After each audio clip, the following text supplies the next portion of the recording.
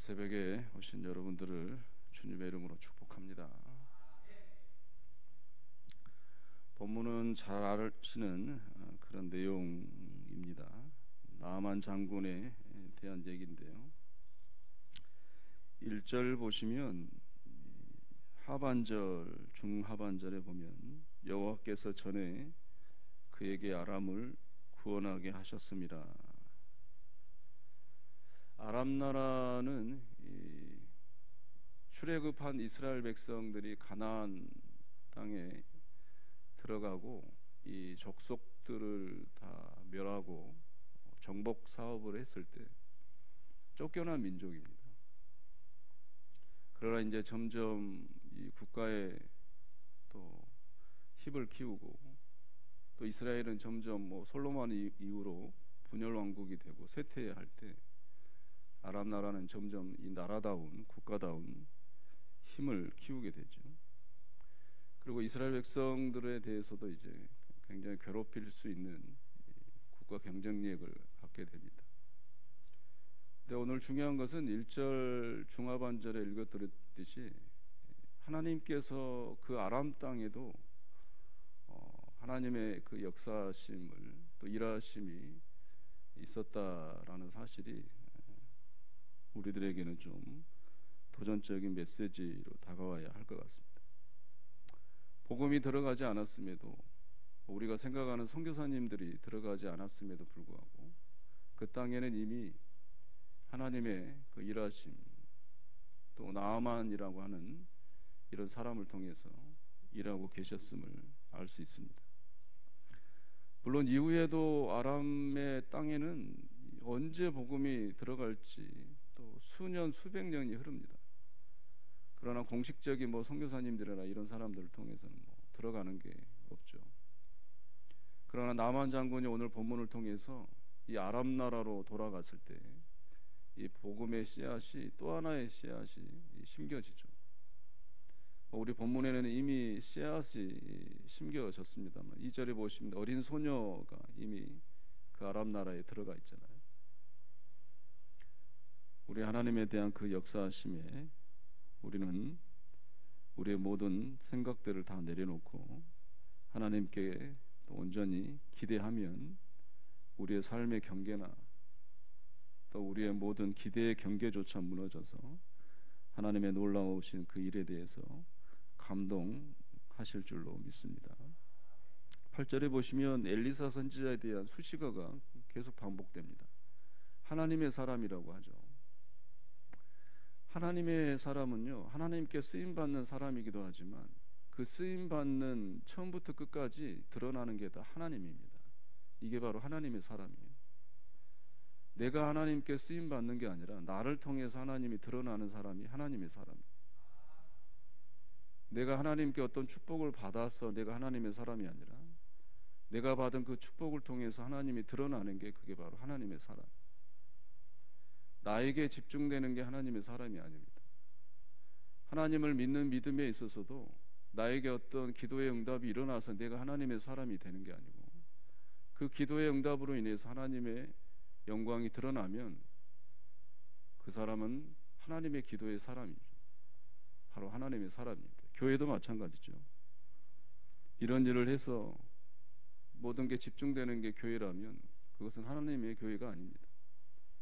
교회에서 드려지는 예배에서부터 구제에 이르기까지 선교에 이르기까지 모든 것들에 드러나는 것이 하나님의 영광이라면 그 교회는 하나님의 교회인 것입니다. 오늘 새벽에 나와서 예배하시는 우리 귀한 우리 성도님들 또 영상으로 예배드리시는 또 우리 백성들 하나님의 사람일진데 여러분들의 오늘의 한 달의 그런 삶 가운데 있어서도 여러분들의 그 삶을 통해서 하나님이 영광이 드러나시는 그런 하나님의 삶의 그런 하루가 되시기를 주의 이름으로 축원드립니다. 오늘 본문을 보면 유독 그 나아만 장군은 내 생각에는 이런 단어를 반복합니다. 하나님의 사람이 아니면 자연스러운 그런 어투죠. 내 생각에는 심지어 하나님의 역사하심의 방법까지 한계를 지웁니다. 내 생각에는 손을 들어서 안수해서 내 아픈 부위에 그냥 만져줘서 해야 되지 않냐, 이런 생각들이 있죠. 근데 14절 보시면요, 요단강으로 가잖아요. 근데 재밌는 단어가 나옵니다. 내려가서. 요단강으로 내려가는 나아만 장군은 이제는 자신의 생각을 내려놓잖아요. 지형적인 내려감의 의미도 있지만, 여태껏 자기가 가지고 있었던 내 생각에는 이러한 단어들을 다 내려놓는 거예요. 내려가서 요단강에 몸을 잠굽니다. 하나님의 말씀에 잠기려면 내 생각들을 다 내려놔야 되는 거예요. 그래야 하나님의 그런 요단강에, 그 말씀의 강에 잠길 수가 있습니다. 우리의 모든 생각들이 내려놓는 그런 귀한 기적의 역사가 우리 모두에게 있기를 간절히 소원합니다. 20절 보시면 이 게하시가 등장을 하는데요, 이 게하시라는 사람이 이 어토에서도 좀 남다르죠. 이 나아만 장군을 표현할 때 이 사람 아람 사람, 이 천대시하는 관용구입니다. 뭐 이방 나라 사람이라는 거죠. 특별히 수식어를 통해서 이 게하시의 어떤 영적 감각을 우리가 느낄 수가 있습니다. 게하시라는 사람의 이름의 뜻은 재밌습니다. 이 비전의 계곡이라는 원래 뜻인데요, 어떤 학자는 탐욕의 계곡이다, 이렇게까지 번역을 합니다. 비전에 대해서 말씀드리고 싶은데요, 보통 성경이 말하는 비전과 우리가 세상이 말하는 꿈은 다릅니다. 꿈은 내가 꾸는 거고요, 비전은 수동태입니다. 보여지는 거예요. 하나님께서 보여지는 게 비전이고, 꿈은 내가 꾸는 게 꿈입니다. 우리가 비전을 가져야 한다라고 했을 때는 나의 비전이 아니고 하나님께서 보여주신 게 바로 비전입니다. 우리 교회가, 우리 귀한 성도님들이 꿈을 꾸는 게 아니라 하나님의 그런 보여주시는 것, 그 비전을 품을 수 있는 우리 성도님들, 또 우리 모두 우리 교회가 되시기를 주의 이름으로 축원합니다. 꿈을 꿀 때 결과는 오늘 게하시처럼 탐욕이죠, 교만이죠. 그러나 비전을 품을 때 하나님의 영광이 드러나게 되는 것이고, 나의 생각들이 다 내려놔지는 그런 역사가 일어나는 것입니다. 2절에 마지막에 보시면 어린 소녀, 제가 서두에 언급을 드렸는데요, 게하시는 엘리사 선지자, 하나님의 사람 선지자에게 가까이 있었잖아요. 심지어 환상도 보게 됩니다.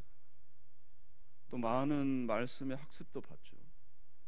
그러나 이 아람 나라로 잡혀간 이 어린 소녀는 뭐 말씀 교육도 받질 않았고, 단지 이스라엘 땅에서 하나님이라는 이 세 글자를 이름만 들어본 어린 소녀입니다. 그러나 누구에게 믿음이 있느냐? 사랑하는 성도 여러분, 가까이 있다고 해서 믿음이 있는 게 아니에요. 내가 말씀을 교육을 받는다고 해서 믿음이 있는 게 아닙니다. 봉사를 하고 열심히 있는 그 열심에 믿음이 있는 게 아니에요. 거리에 상관없이, 공간에 상관없이 또한 믿음은 존재할 수 있는 겁니다.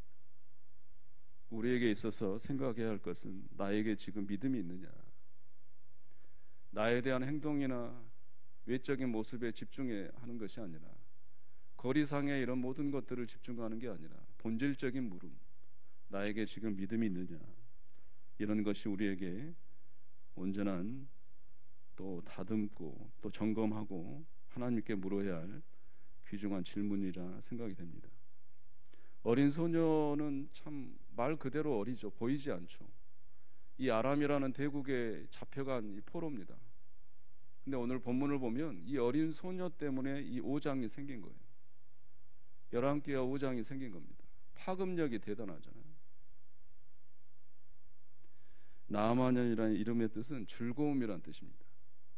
어린 소녀의 파급력으로 인해서 이 문둥병자, 소망이 하나 없고 이제는 죽음을 기다려야 하고 뭐 밖으로 나갈 수 없는 이런 절망의 상황에 즐거움의 빛이 비치는 거예요. 다른 게 아닙니다. 어린 소녀의 그 믿음의 파급력, 믿음만 있으면 이런 영향력이 있는 거죠. 사랑하는 성도 여러분, 우리들의 삶이 또 하나님 보시기에는 너무 작죠. 우리의 삶에 일어나는 모든 사건들이 보여지기에는 너무나 작은 일들일 수 있습니다. 그러나 우리에게 믿음만 있다면 그런 영향력은 엄청난 거죠. 파급력이 굉장히 있습니다. 어떤 불행한 절망의 사람에게도 즐거움의 빛을 줄 수 있는 그런 영향력이 있는 거예요. 오늘 하루를 믿음으로 살기를 주의 이름으로 축원합니다. 마지막으로 나만 장군은 믿음이 있어서 고침받은 게 아니에요. 온통 내 생각에는 내려가면서도 궁시렁대잖아요. 나만 장군이 병 치료를 받은 것은 그의 믿음 때문이 아닙니다.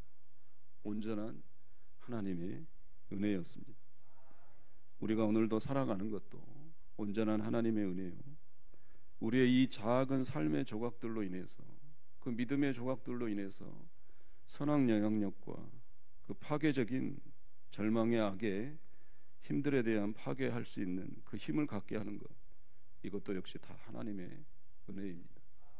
그런 여러분들의 작은 삶 가운데 그 믿음으로 인한 영향력이 분명히 있음을 깨닫고 오늘 하루도 그 믿음으로써 하나님의 사람으로 살아내시기를 주의 이름으로 축원합니다.